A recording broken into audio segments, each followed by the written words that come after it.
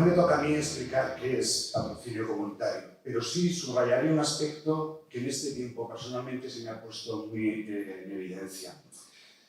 Hablar de patrocinio comunitario es hablar de acogida ciudadana, o mejor dicho, de ciudadanía acogedora. Quiero decir que el adjetivo de comunitario me parece que modifica, no es decir, no es un adorno que se pone, no vamos a hacer aquí una clase de gramática, pero que veamos que el adjetivo me parece que puede convertirse en sustantivo. Es decir, la acogida y promover cultura de hospitalidad, en esto como pretendemos pues, las instituciones implicadas, no es solo una cuestión, iba a decir, personal o de ámbito doméstico. Es responsabilidad social, pública, comunitaria. Si queremos construir sobre lo que vamos a reflexionar hoy, que es esa construcción de una sociedad en paz y en convivencia, iba a decir que no tenemos otra forma de hacerlo si no son con esas virtudes o esas actitudes más allá de lo personal que nos implican como comunidad social o política. Y diría, si tenéis un poquito concierto, es que eso, el futuro de nuestras sociedades pasa por ese elemento de acogida, que es comunitaria y que se enriquece, se consolida y construye sobre lo que nos modifica. La acogida a nosotros como sociedad acogedora, voy a decirlo así, pues acogiendo al otro, a las otras y a los otros, a esa alteridad no solo personal, sino también cultural. Es decir, en definitiva, generar sociedades que son capaces de suscitar confianza en las personas que nos conocen. Yo creo que al final eso tenemos muy clavado de esta experiencia. Lo que lo posibilita es si somos capaces, los grupos, las instituciones, los grupos de patrocinio, de generar esa confianza de las personas que vienen puedan ayudar a integrarse. Bueno, yo creo que en esto, permitidme un poco las imágenes, pero siempre me ha hecho reflexionar. Creo que vamos cambiando, vamos progresando en actitudes de acogida. No es simplemente decir a una persona, bienvenido a mi casa, pero es mi casa, a decirle, siéntete como en tu casa, pero solo como en tu casa, a verdaderamente decir, esta es tu casa. Y por lo tanto, nuestra casa la construimos juntos. Y tienes derecho, es decir, a opinar y a participar, que es lo que intentamos hacer. Acabo reiterando el compromiso, y creo que hablo en nombre de las tres instituciones jesuitas, ciertamente de Fundación Iracuría, de Arboán, de Loyola-Etxea, por trabajar en esta línea que es la que nos marca el Papa Francisco: acoger, proteger, promover e integrar. Dicho de otra forma, nos empeñamos con otros y otras, también quiero mencionar, yo creo que lo que nos ha permitido el trabajo conjunto con Cáritas, bueno, pues hacer una sociedad más humana, más fraterna, y que sobre todo busca ensanchar esos caminos de acceso a derecho para todas las personas. Los que estamos, las recién llegadas, y los que estamos son los que llevamos un ratito más, porque al final yo creo que todos participamos de esa condición de que todos somos migrantes.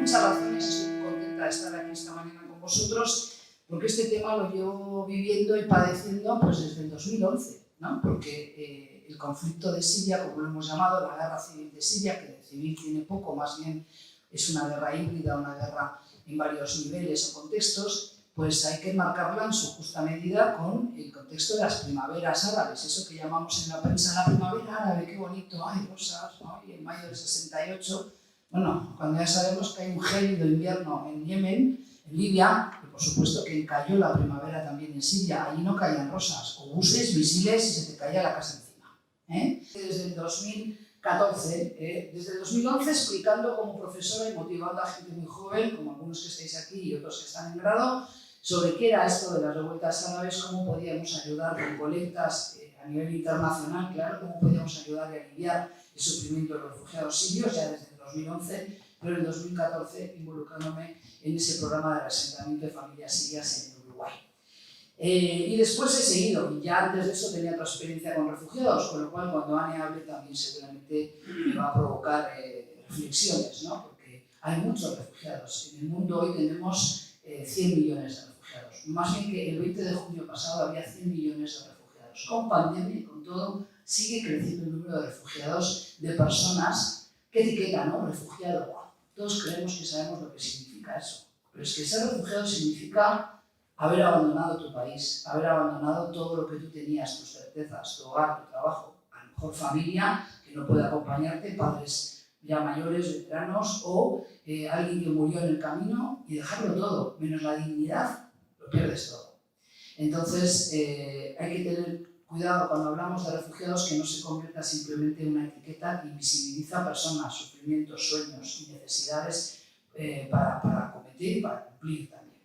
Y obligaciones para los estados que los reciben, porque si eres un refugiado es distinto a un inmigrante económico. Entonces, recordemos que Siria no es un país como los que conocemos a través de los medios, por ejemplo, los países de los petrodólares. Allí no hay jeques con narices aguileñas, allí no tenemos pozos de petróleo por todos lados, tampoco hay bases militares estadounidenses. Siria es un país que cumple con esa doble condición de ser un país árabe, pero un país también de mayoría musulmana, por más que hay un complejo puzzle étnico que ahora vamos a desgranar. Ahí en un mapita un poquito más grande, creo que Carmele se verá. Ahí tienen Damasco, la capital, la segunda ciudad en importancia, Alepo, muy castigada en estos años de la guerra. Bueno, tienen ahí Tartus, un poquito más abajo, quédense con ese nombre Tartus, que luego lo vamos a comentar otra vez. El Líbano, un país muy pequeñito, vecino de Siria, de hecho tan pequeño que Siria siempre lo ha considerado parte integral de su territorio, que no podemos creer que simplemente porque es un país árabe toda la sociedad es homogénea.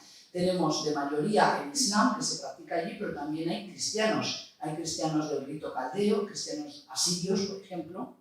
Tenemos también otro grupo étnico, un pueblo originario de Oriente Medio, como son los kurdos, en el norte, allí donde dice Raqqa, donde dice Hasaka también. Bueno, esa zona más al norte todavía, con frontera ya con Turquía, que es lo que pone muy nervioso a Erdogan de Turquía, la existencia de una población kurda con reivindicaciones soberanistas que pueden incitar a los propios kurdos del territorio de Turquía. Y tenemos también que comprender que allí hay armenios. Después del genocidio armenio por parte de Turquía, pues, se instalaron en Líbano, se instalaron en Siria, en Egipto, en muchos otros sitios, pero también hay población armenia cristiana en Siria. Con lo cual ahí tienen abajo en la leyenda, pues tenemos que la mayoría de la población profesa, siendo árabes o kurdos, el Islam suní, que son el 85% de los musulmanes en el mundo, es la rama mayoritaria, son 2.000 millones en el mundo hoy. Y luego Alawi, los alawitas o alawíes, es la facción que gobierna el país, son una rama minoritaria dentro del Islam minoritario de los chiíes. Esto parece una ensalada de frutas, no se me pierdan, dos ramas dentro del Islam, suníes y chiíes. Claro, pues que esto es importante recordarlo, porque seguimos manejando, también aquí en Euskadi o en Europa, pues términos muy ambiguos, ¿no? Cuando decimos, es que no, es que los árabes y los musulmanes, bueno, no es lo mismo un árabe que un musulmán, un pakistaní no es árabe, un iraní es persa, no es árabe, un kurdo no es árabe, es kurdo.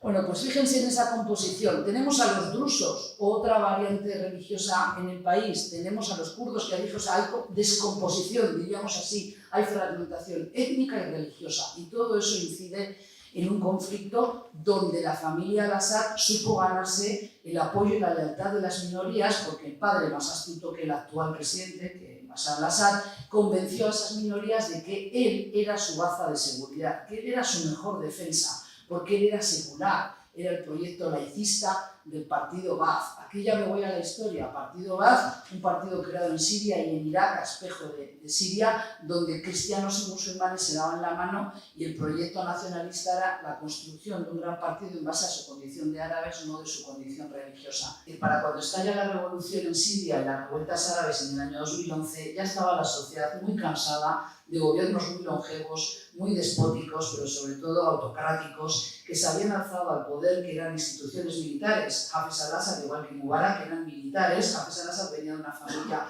muy humilde, muy sencilla, gracias a becas que daba muy jugosas. Rusia, la Unión Soviética, en su momento estudió aviación y llegó a general, habiéndose formado también en Moscú, hablaba ruso, ¿de acuerdo? Entonces, él supo tejer una red de personas leales, porque siendo él una minoría como la alawí chiíes, lo que hizo es colocar estratégicamente en órganos de poder a sus leales. Y esas personas no iban a dejar caer ni Hafez al-Assad ni a su hijo, porque en el momento en que cae ese gobernante, caen sus privilegios adquiridos durante mucho tiempo. Entonces van a morir con las botas puestas, porque de ello depende su bienestar. ¿de acuerdo? Si vienen otros, no van a poder continuar. ¿Qué pasa en Siria? Pues primero que nada que hemos tenido demasiada desinformación, como digo, el peligro de no entender todo lo que nos llega. También las redes sociales, que a veces son muy útiles, lo que hacen es reproducir escenas macabras, vídeos que no sabemos qué calidad tienen o qué confiabilidad. Ahí tienen un poquito esa imagen que nos ayuda a recordar que el conflicto de Siria, que decide que contextualizarlo con la primavera árabe, se arrancó en diciembre de 2010 y estalló el 14 de enero del 2011 con la huida de Ben Ali de Túnez, el primer país donde estalló literalmente esa revuelta árabe. Otro día podemos hablar de tesis conspiranoicas, si realmente es algo espontáneo o no. Vamos a dar por válida la tesis de que sí fue espontánea al principio la protesta de la sociedad civil árabe, que no despertó. Los que despertamos de nuestro letargo fuimos nosotros, que no lo sabíamos anticipar. Entonces, las protestas fueron rápidamente, contestadas con la represalia de un régimen que no dudó en poner francotiradores, no dudó en llevarse a jóvenes y mujeres también a torturarlas psicológicamente, a manosearlas físicamente en las comisarías, con lo cual a partir de entonces las familias dijeron a sus hijas no vayas más a las protestas, pero muy rápidamente también se convirtió en un conflicto regional donde todos los países quisieron intervenir. El gobierno de Al-Assad recibe apoyo económico, pero también entrenamiento de la República Islámica de Irán. Y esto ha molestado mucho durante décadas al Reino de Arabia Saudí, que quiere liderar la hegemonía en la región de Oriente Medio. Con lo cual, las monarquías de los petrodólares, Emiratos Árabes Unidos y también Arabia Saudí y en menor medida Qatar, que va un poquito por libre, lo que querían ver es caer al régimen de los Assad para colocar a un gobierno suní mucho más aliado, mucho más afín a sus intereses. Y esto tiene que ver luego con la forma en que estos países, tanto Qatar como Emiratos Árabes Unidos y Arabia Saudí y Emiratos Árabes Unidos siempre juntos, financiando a unos grupos de opositores y rebeldes. Gente, tienen que comprender algo muy claro. En este tipo de gobiernos, tanto en Siria como Egipto como Túnez, no permiten que exista oposición creíble. Primero te dan un toque de atención y a la segunda vez que te acierten te sacan un billete y te mandan para Groenlandia.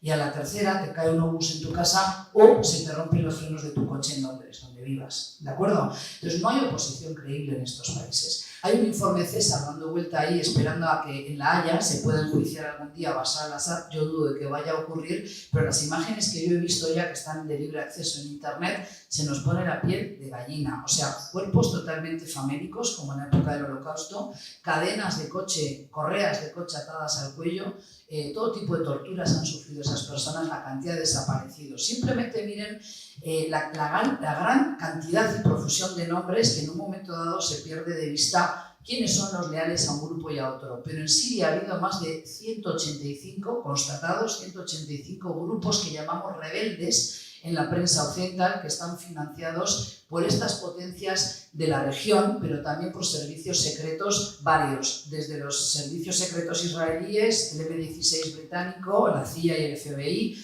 los que ustedes quieran. Apoyos al Assad, Irán, como dije antes, Hezbollah, la bandera amarilla, Rusia. Sin la aviación Rusia desde el 2014, efectivamente bombardeando posiciones de los rebeldes y los opositores al régimen de Bashar al-Assad, hoy Bashar al-Assad no sería el presidente de Siria. ¿Quién ha estado apoyando a los beligerantes, vamos a llamarlos así? Pues desde las potencias europeas, también Israel y por supuesto Turquía, que ha jugado al gato y al ratón. Turquía permitía la entrada de dinero, armamento y milicianos para el famoso autoproclamado Estado Islámico ISIS, su nombre de fantasía, o Daesh, por su nombre en árabe, pero al mismo tiempo está en la OTAN, al mismo tiempo tiene llamadas de atención de parte de Washington. Entonces, esto es increíble, ¿no?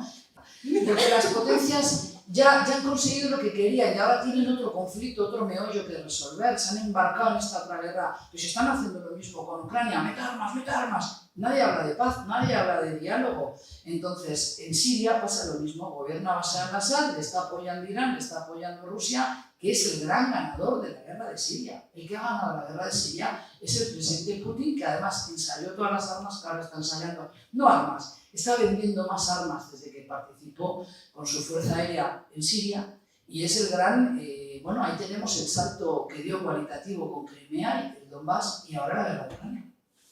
la geopolítica, la geoestratégica como trasfondo y telón de, digamos, la cortina que es el sustrato sobre el que ha crecido este conflicto tan enmarañado. Gracias.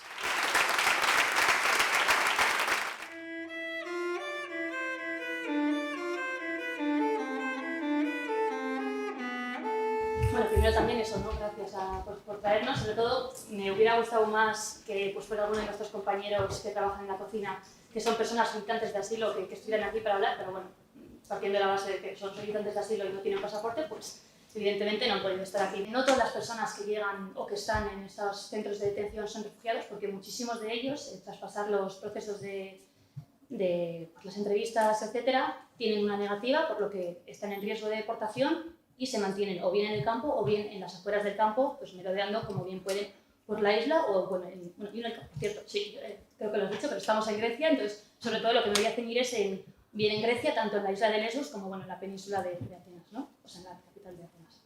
Entonces, como decía, luego hay muchísimas personas que seguimos llamando refugiados y forman parte de estas cifras tan grandes que leemos, ¿no? No sé cuántos millones de refugiados que al final no dejan de ser un número cuando detrás hay personas. Y efectivamente hay personas que son refugiadas, que están haciendo ese proceso de asilo y que han conseguido tener ese refugio, y muchísimas otras, por desgracia, la mayoría, que no lo tienen. Entonces, me parece que es importante, pues eso, recalcar que no todas las personas son refugiadas, para que cuando hablemos de esto y lo digamos, pues lo tengamos un poco sobre la mesa.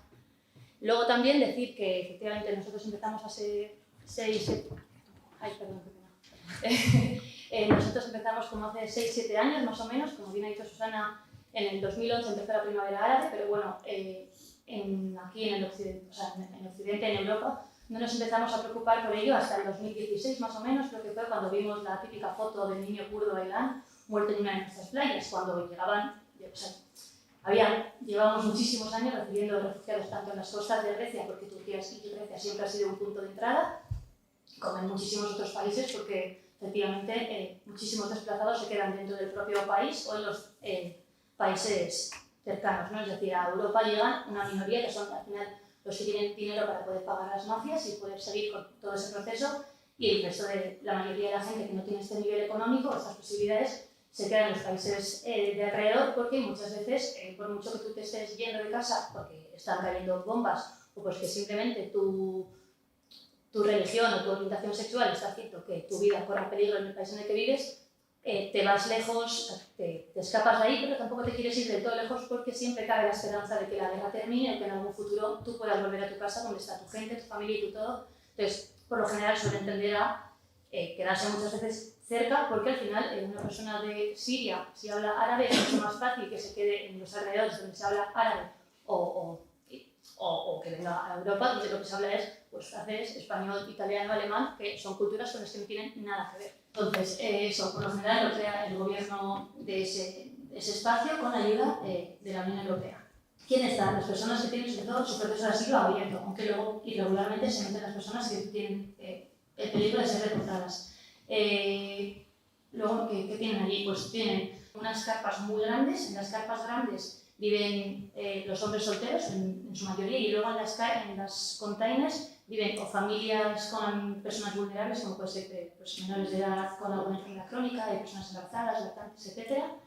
Y estas viven en containers. Ninguno tiene, bueno, muy poquitos tienen aire acondicionado o ventilador, porque en invierno, o sea en verano, en Lesbos ha llegado a los 40 grados, imaginemos el panorama, pero este aire acondicionado no lo pone el campo, una vez más lo ponen las organizaciones sociales. El campo como tal es piedra y containers, y luego hay distintos espacios hechos por las ONGs más bonitos o más cookies, donde se hacen distintas actividades, como puede ser pues, para mujeres embarazadas, pues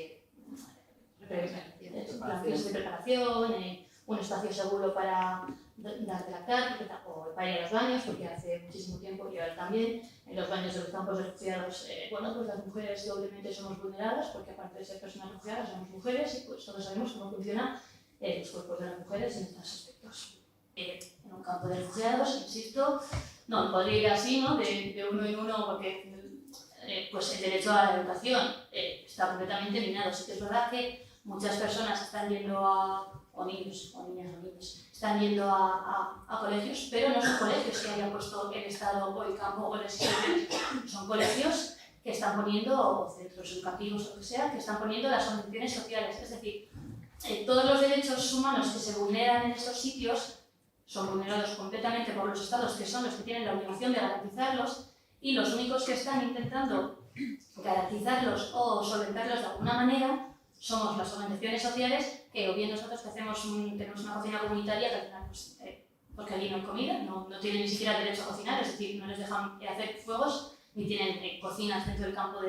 Entonces, imaginemos que también no tener el derecho a cocinar, ¿no? Sin que te reconozcan tu hambre, tus costumbres, tu gastronomía y todo eso, es una falta completa de tu derecho y de tu individual, ¿no? De tu identidad. Gracias. Llevamos años y años y años olvidándonos de muchísimos conflictos de personas que igual no tienen nuestro tono de piel, pero pues, que simplemente son personas, y tenemos que dejar de hablar de ellos como son como nosotros, porque no es que sean como nosotros, es que son nosotros, sin más, ya está. Hay que dejar de hablar de ellos como de los otros, de tal, o de los otros. Simplemente somos parte de la sociedad y convivimos juntos, y hay que también un poco seguir intentando hacer esa reflexión, ¿no? Esa autocrítica de final, nosotros vivimos aquí mirándonos en nuestro ombligo, y sí que de vez en cuando decimos, madre mía, pobrecitos, pero sigue siendo un conflicto en activo en muchísimos países. Una vez más está siendo el pueblo, está haciendo la sociedad, la que gracias a Dios, está demostrando que no estamos de acuerdo con esto, ¿no? Que al final, por mucho que el Estado y la institución se acostumbre y se encuentre cómodo en invisibilizar toda esta situación, invisibilizar toda esta problemática y seguir como si nada, pues hay gente que realmente estamos apoyando y que creemos que evidentemente son derechos humanos que hay que seguir haciendo, y que todo el mundo tiene el derecho, por la redundancia, de poder tenerlos o disfrutar de ellos. Bueno, es que no se disfruta, es un derecho que se tiene. Lo que estoy percibiendo es que a medida que se cronifica este drama y que nos olvidamos de alguna manera de contar el día a día de estas personas, de contextualizar su situación, porque hay otros conflictos, como por ejemplo el ucraniano, que ahora ocupan todos los titulares, ¿no? Hablaba Susana también de acogida del peluche. Parece que sentimos más empatía por otro tipo de refugiados, y a medida que nos olvidamos de todas estas miles de personas que están bloqueadas en diferentes puntos de la Unión Europea, empeora todavía más su situación, ¿no? En estos momentos hay, por ejemplo, un grupo de mujeres jóvenes sirias que yo conocí en su momento en Lesbos, que estaban en el campo de Moria, que cuando se quemó el campo de Moria llegaron a Atenas, y que ahora están bloqueados en la frontera entre Bosnia y Croacia para poder intentar entrar en la Unión Europea. Vamos a recordar que Croacia no es Schengen, pero sí es Unión Europea, y que de alguna manera también Croacia está ejerciendo ese rol de policía fronteriza, atacando a las familias o a muchos solicitantes de asilo desplazados que intentan cruzar por los bosques de Bosnia a Croacia y son devueltos en caliente de alguna manera otra vez a Bosnia, ¿no? Entonces, nos hemos olvidado de alguna manera de estos dramas para que nuestras autoridades, nuestros gobiernos, la Unión Europea no se olvide de sus valores fundacionales humanísticos de solidaridad, ¿no? Las autoridades polacas habían creado una especie de zona de seguridad de 3 kilómetros en la frontera, y si tú cruzabas la verja que Polonia había construido en su frontera con Bielorrusia, pero te cazaban en esa zona de seguridad de 3 kilómetros, las devoluciones en caliente estaban permitidas. Muchas familias intentaban cruzar de noche para que no les, para que de alguna manera no les reconocieran, ¿no? Porque lo más fácil les resultaba cruzar de noche, romper la verja y correr. Y lo que más nos hacía eran familias que se perdían, porque de noche, sin ver absolutamente nada, empezaban a correr entre los bosques, entre los pinares, y madres que te decían que habían perdido a su niño y no sabían dónde estaba. No sabían si había sido de alguna manera interceptado, la policía lo había recogido, lo había devuelto solo a Bielorrusia, si se encontraba en otro campo de refugiados, si estaba en otro centro, si estaba en los bosques, si se había perdido en los bosques y se encontraba todavía allí, porque había mucha gente que es muy difícil saber de cuántas personas estamos hablando, pero se habla ya de que en la frontera de los bosques entre Polonia y Bielorrusia han muerto centenares de personas de frío. Y entonces, claro, son todas estas historias que, más allá del 2015, ¿no? y de los relatos que ocuparon todos los titulares, nos hemos olvidado de lo que estamos de alguna manera contando, ¿no? Y de lo que está pasando y hacia dónde estamos yendo. ¿Qué está pasando con todas las mujeres que se encuentran en estos momentos o en los centros de detención de Libia o en Zátari? Hablaba Susana de padres que han caído en la miseria, que venden a sus hijas. Muchos de ellos hombres que vienen de Arabia Saudí, de Qatar, de todos los países del petrodólar, ¿no? Que hacen turismo sexual en esos campos de refugiados. ¿Qué pasa con las mujeres que están en esa frontera entre Polonia y Bielorrusia, en los Balcanes, en Serbia, en Hungría, ¿no? Es responder a una situación de emergencia y no entender que en estos momentos no estamos en una situación de emergencia. Y que todas estas familias, que todos estos niños se van a convertir, como he dicho antes, en ciudadanos europeos del futuro. Y luego no vale quejarse, ¿no? Como ha dicho de alguna manera Susana, luego no vale quejarse. Hay que darles las herramientas, hay que darles de alguna manera todos los medios que se necesitan para poder convivir todos juntos.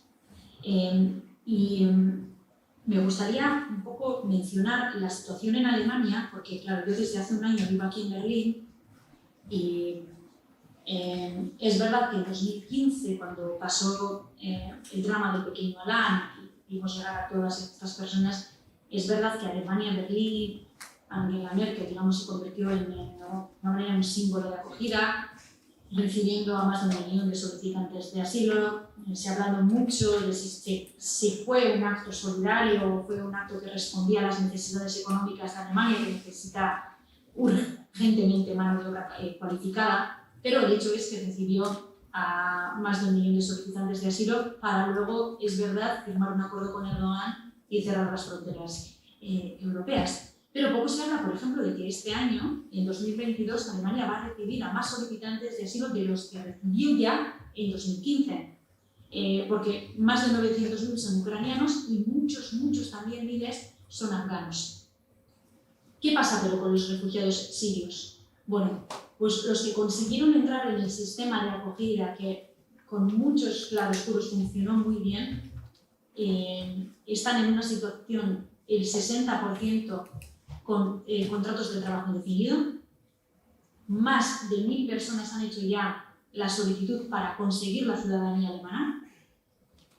Muchos de ellos ya tienen la ciudadanía alemana, pero está pasando que con el nuevo flujo de personas que está llegando, porque aquí es verdad que esto no ha parado, sigue llegando gente, están siendo relegados a un segundo plano, porque se da prioridad a los refugiados ucranianos.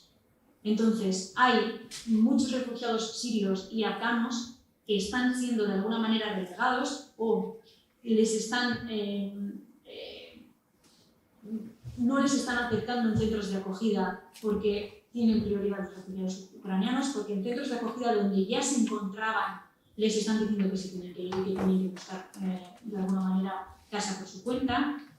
Entonces, estamos viendo que el conflicto ucraniano también ha provocado no solo que nos olvidemos de ese drama, sino que también la acogida o la respuesta que se da a esas personas sea diferente y en mayor medida sea peor. Por ejemplo, lo que estoy viendo mucho aquí en Berlín es la organización vecinal, es decir, cómo cada uno en su pequeña esfera está intentando trabajar a favor de la convivencia, rompiendo tabúes, dando información, creyendo de verdad en esta convivencia.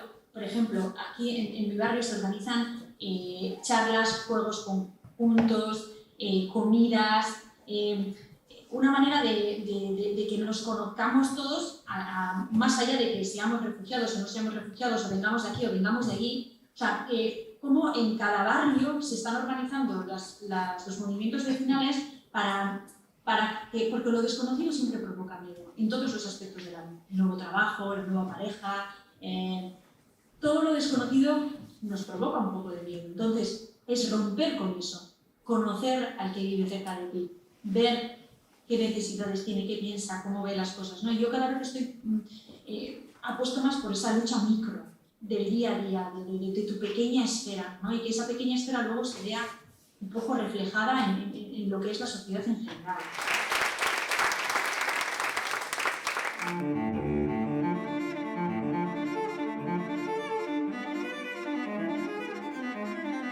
Cuando llegó el partido al-Baath a gobernar Siria con un golpe de Estado llamado Revolución, la Revolución de marzo, del 8 de marzo, las mujeres ya tenían el derecho al voto desde 1949.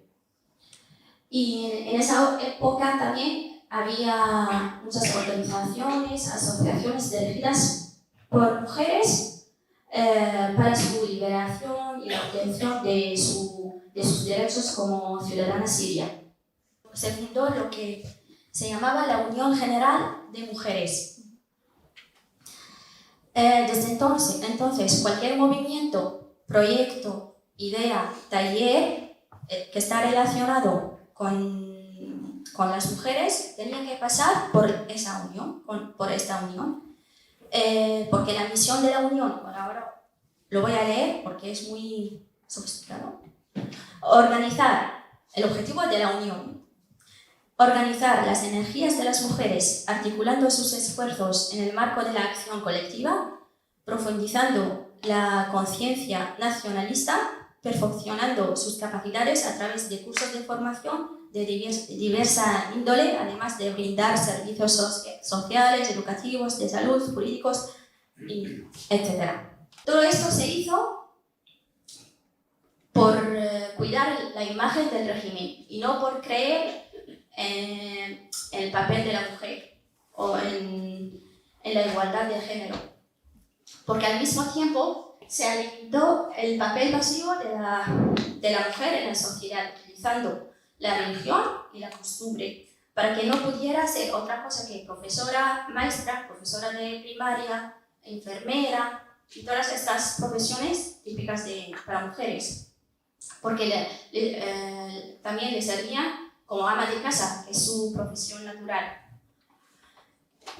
También, en ese sentido, era natural también justificar la violencia contra la mujer, porque delitos como crímenes de honor, patrimonio infantil, son justificados automáticamente. Porque al inicio de la revolución salieron muchos vídeos en los que se veía cómo golpeaban y torturaban a una mujer para que su marido confesara.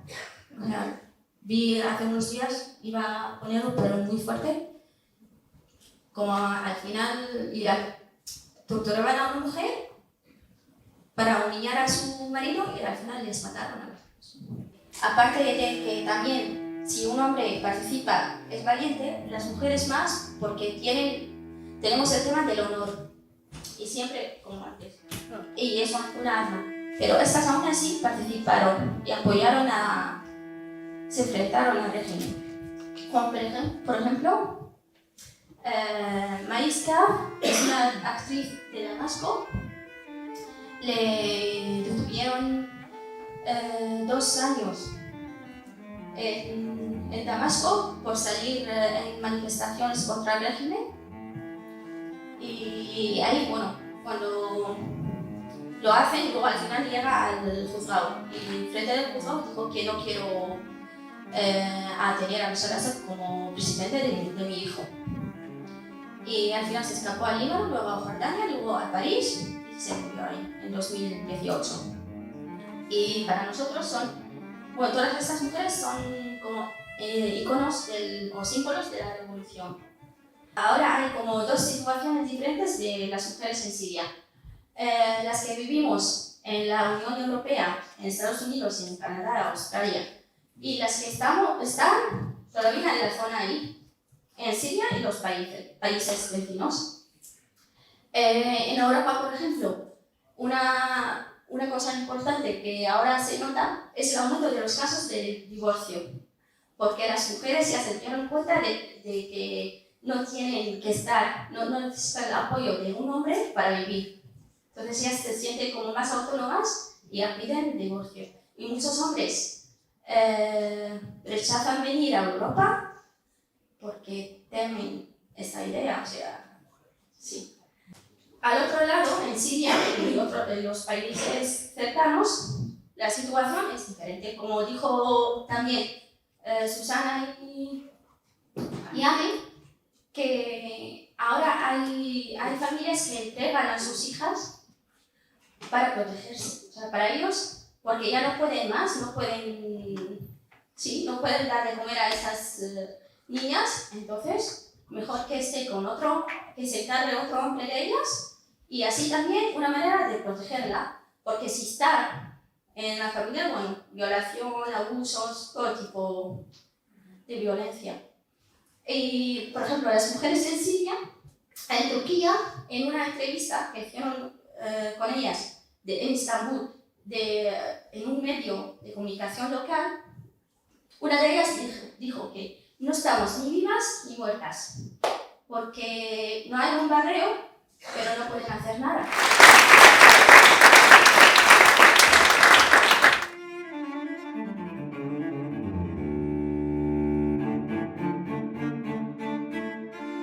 La idea de base, hay varias personas aquí de las personas voluntarias y realmente luego sin el diálogo pues igual podrían hablar más ellas. O sea, la idea de base es que sean las personas las que, una comunidad la que acoge, ¿no? Para el acompañamiento de esa comunidad, pues esa es la función que hacen pues, Fundación Ellacuría, o Alboan, o Yulachea, o CAR. Se hizo una primera experiencia en 5 localidades y luego pues, se ha renovado el convenio dando lugar pues, a una segunda experiencia que es la que ahora se está desarrollando con 6 familias que han llegado entre mayo y julio, ¿vale? Y ahora estamos haciendo una segunda evaluación y seguramente pues, eso también daría para el diálogo de aquellas cosas que han funcionado mejor, aquellas cosas que hay que mejorar, ¿no? En la segunda edición, por ejemplo, pues, se ha incluido el hecho de que haya mediadoras o traductoras, que se parecía que era algo importante y que en la primera lo dejamos más en manos de voluntarios, donde cada grupo de patrocinio pues, buscó la persona que podía hacer esa función. Y también contaros que estamos dentro de esta red europea, Share Network, y que pues impulsa el patrocinio comunitario dentro de Europa y que podéis ver otras experiencias como por ejemplo también las que os comentaba de corredores humanitarios que en España pues ha sido más difícil de desarrollar. ¿Por qué estás refugiado? Porque hay problemas en los otros países. ¿Qué problemas hay? Hay bombas y hay armas.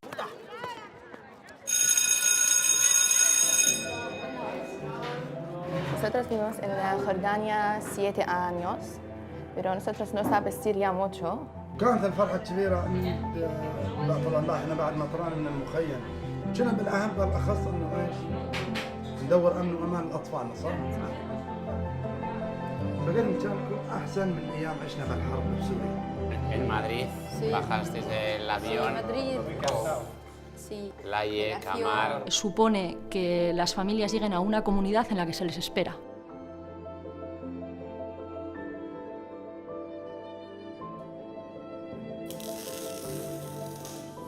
أنا هنا في تشاركواغا أتعلم اللحام السبدور أتعلمها لمدة 2 في سوريا وفي الأردن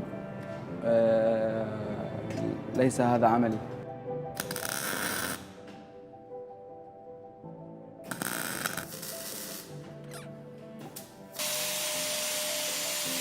احنا بتشاركواغا نسعى لكورسات عشان مستقبل أحسن ونلاقي عمل ونعيش وما ناخذ مساعدات من الحكومة. Nuestra labor es más que la acogida en abstracto, es la acogida en comunidad, la acogida comunitaria, de acompañamiento, de integración, da una cercanía y un calor humano que para nosotros es absolutamente maravilloso y encomiable. Tiene también la dimensión de sensibilización, de educación a través también de los colegios de la Compañía de Jesús, de la propia universidad que impulsa una reflexión. Es el trabajo en red en distintas obras de la compañía dentro de lo que es una de las prioridades en este momento de los jesuitas, a generar una cultura de hospitalidad. ¿Qué te gustaría a ti ser de mayor? Quiero abogado. Abogado. Me gusta leer y escribir. Es una buena práctica de colaboración público-social entre instituciones y sociedad y organizaciones de la sociedad. En la respuesta al reto migratorio y de asilo es fundamental que prevalezca una filosofía de cooperación. Este es el camino. O sea, estamos convencidos de que este es el camino para todos aquellos que estamos comprometidos con los refugiados para colaborar y ayudar en su proyecto de vida en un nuevo hogar. Las próximas familias que lleguen al barrio ya tendrán un relato positivo sobre la acogida gracias a esta experiencia de acompañamiento.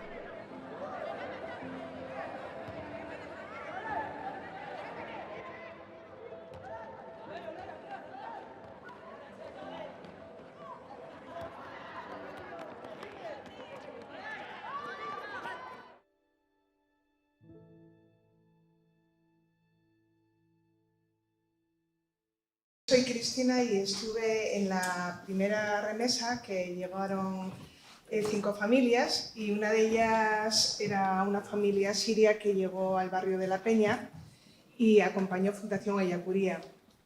Entonces tuve la gran suerte de poder formar parte de un grupo de acompañantes durante los 2 años y medio que duró el programa.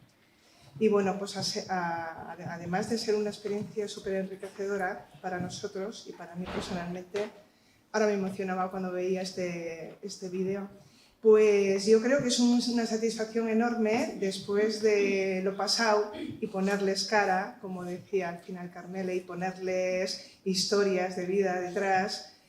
Y en esa cercanía, salvando todo lo que pueda haber de diferencia, en lo que hemos conseguido, ¿no? en ese recorrido, y verles ahora trabajar, verles que acaban de sacar el carnet de conducir uno de ellos, bueno, pues eso, que tienen su casa independiente, pues que ha sido eso, pues muy satisfactorio, ¿no? Este recorrido. ¿Y cómo llegamos hasta aquí? Decías, bueno, pues porque estás inquieta con un tema que dices, ¿qué puedo hacer? ¿Qué puedo hacer? Y te pasa por delante. Cuando tú buscas algo parece que te viene, ¿no? Y llegó la oportunidad y pues a través de la mano de Ayacuría de poderlo hacer, acompañarles, y no lo dudé y ahí que empezó todo, ¿no? Y ahí salimos.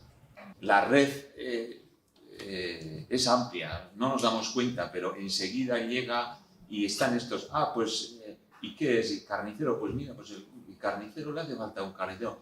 Pues sí, pero no sabe el idioma, bueno, a ver cómo lo hacemos. O sea, eso ayuda mucho, con muchas dificultades, porque no todo es rosa. Las dificultades de estas personas que vienen y cada uno con sus circunstancias, con sus maneras de ser, con sus visiones, con sus proyectos de vida, que a veces pues veas adecuado, otras veces no, que no tiene nada que ver con lo tuyo ni con lo de aquí. Entonces hay dificultades, por eso yo creo que los mediadores interculturales, etcétera, pues tienen mucho trabajo, mucho que hacer, ¿no? Pero bueno, aquí está nuestro compañero también.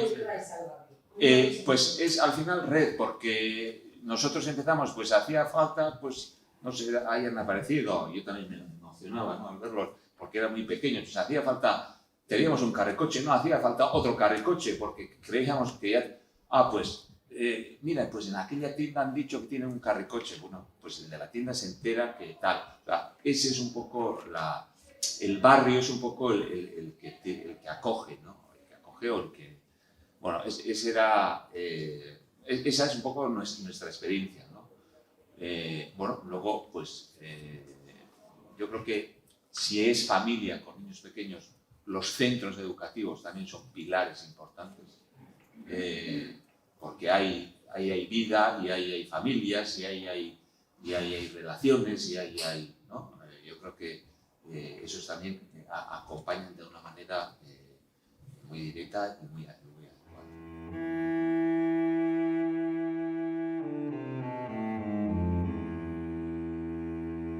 y gracias a todos por haber participado esta mañana, ¿no? De reflexión, de compartir, de abrir la mirada, de llevarla a otras perspectivas, otros lugares y demás.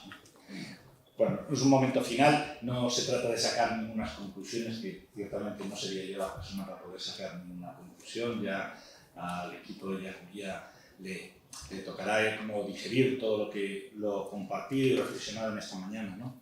Pero, digo, así para cerrar, compartiros por qué me parece especialmente importante para nosotros este programa de patrocinio comunitario y unas jornadas como las que hemos celebrado esta mañana aquí en Deusto, ¿no? 4 elementos que tiene este programa y que en esta mañana de una u otra manera han aparecido, que a mí me parece que son, por lo que lo hacen, especialmente valiosos, ¿no? Una es un palabrejo que los que estáis en Yacuría, en el centro Lasa, en Loiolachea, en Alboan, habéis oído hablar, pero para los demás que quizás es nuevo, un palabrejo que llamamos el proceso de misión. El proceso de misión, es eso, ¿no? Nuestra misión de promover la justicia en este mundo, ¿cómo lo hacemos, ¿no? Bueno, pues este programa de patrocinio comunitario lo expresa muy bien, ¿no? El punto central es el estar con la gente, ¿no? La vida compartida con la gente que está en los márgenes, en las periferias, en las fronteras, con la gente que no cuenta. Bueno, la vida compartida. Y desde ahí se desencadena un dinamismo, ¿no? Que nos lleva al final hasta unas jornadas como estas de hoy, donde en el fondo lo que hay detrás es la sensación, la intuición, digamos, de que con el patrocinio comunitario estamos construyendo un modelo de lo que podría ser unas políticas de acogida distintas. Nos permite generar pensamiento a partir de esa praxis, nos invita a cambiar personalmente a cada uno como sociedad, nuestra cultura, nuestra manera de acercarnos a la diversidad y al fenómeno de la migración y el refugio, y ojalá nos permite transformar las políticas. Bueno, todo esto está en el patrocinio comunitario. A veces lo conseguimos ver como en este programa, otras veces nos cuesta más y cuando lo vemos pues hay que agradecerlo. La segunda cosa por la que me parece por lo que es especialmente querido el programa de patrocinio comunitario es porque coloca en el centro a uno de los grandes ausentes a veces de nuestros programas y de las políticas sociales, ¿no? Que es la comunidad. Antes lo estabais hablando, ¿no? En nuestra sociedad extremadamente liberal, la autonomía del individuo es sagrada, ¿no? Y hemos construido todo al servicio de esa autonomía personal. Y los vínculos comunitarios se nos rompen y a veces esa aspereza de la realidad tiene que ver con que se nos han roto las redes de pertenencia, las comunidades, los vínculos que ya sabemos que son los que nos salvan, ¿no? Bueno, 3 rasgos que son muy importantes en el programa de patrocinio comunitario. El proceso de misión lo vemos aquí, coloca a la comunidad en el centro, nos invita, nos exige el trabajo en red, ¿no? En el fondo, el patrocinio comunitario se convierte en lo que siempre añoramos, ¿no? Lo que siempre buscamos y no siempre conseguimos, que es que lo que hacemos sean experiencias transformadoras y significativas, que no sean estar servicios sin más, hacer cosas, que sean experiencias cargadas de significado y con capacidad de transformar la realidad. Porque solo así, en la medida en que generamos esas experiencias, pues podemos romper la aspereza de la realidad y recordarnos que podemos transformar la realidad.